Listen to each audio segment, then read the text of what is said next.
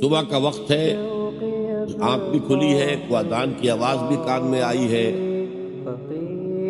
آپ کا نفس کہتا ہے ابھی سو جی۔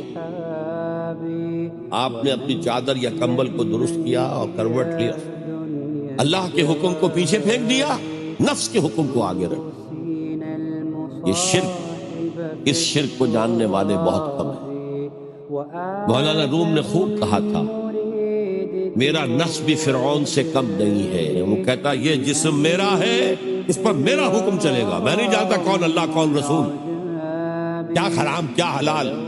تو فرعون سے کم تو نہیں ہے میرا نفس، لیکن فرعون اس کی بہت مدد تھی، فوج تھی، لاؤ لشکر تھا، تو اس نے زبان سے بھی کہہ دیا کھل کر انا ربکم الاعلی۔